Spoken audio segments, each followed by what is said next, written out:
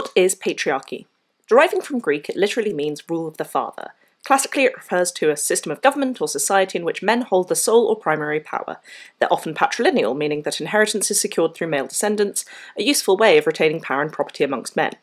Clear patriarchies of this kind would be ancient Athens, where despite it being the first democracy, women could not vote or hold any position of power, or medieval Europe, right through to the 19th and 20th centuries where married women had very little power to divorce husbands, retain their own property, and it wasn't until the 1990s that marital rape became a crime in the UK and the US. There are many countries where there is still no law against it. But things are better now, right? Not everywhere. In some countries, and in specific courts, Muslim judges hold to one interpretation of Islamic law that states a woman's testimony is only worth half of a man's, so men and women do not have fair equal access to the law.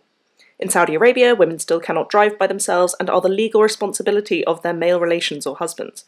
Purdah, the physical separation of men from women, is still practiced in several cultures, most recently in areas under the control of Boko Haram.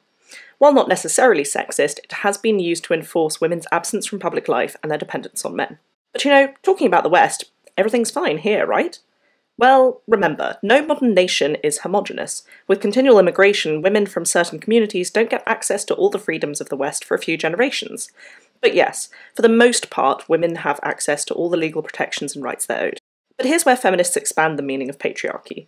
Patriarchy is a system of male dominance over women, not only politically and legally, but also culturally and socially, that depends on gender stereotypes.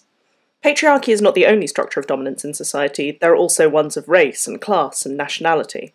Patriarchy is just one of many relations of dominance. Think of these sets of phrases: aggressive, passive, rational, emotional, domestic, political.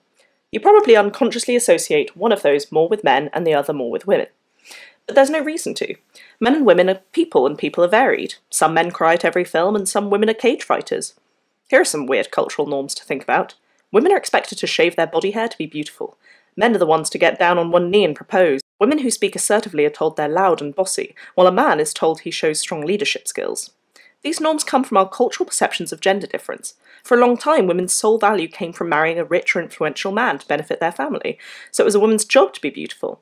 Women are still told in media that they should look hot for men. Get your beach body ready, or, ugh, look at that ugly old woman. Women have often been idealised as meek and modest, not blowing their own trumpet. So to be loud in a boardroom is seen as wrong somehow. Some of those inherently feminine qualities are devalued in themselves. Look at our political system. It has a certain adversarial, aggressive quality. A traditionally feminine virtue, such as compromise, is not treated as having the same value, even though the history of the world attests to the fact that wars and revolutions often don't go so well for things like life expectancy, wealth generation, and basic well-being. These ideas are perpetuated down the centuries through advertising and media.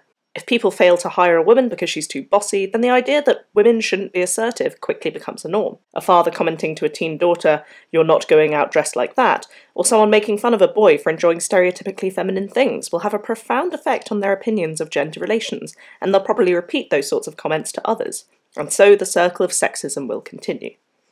Women do it too.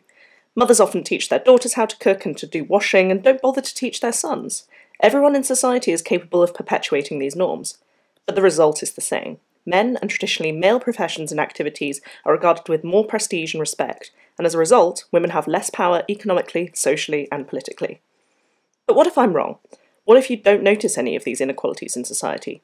Well, I'll address that in part 2 on male privilege.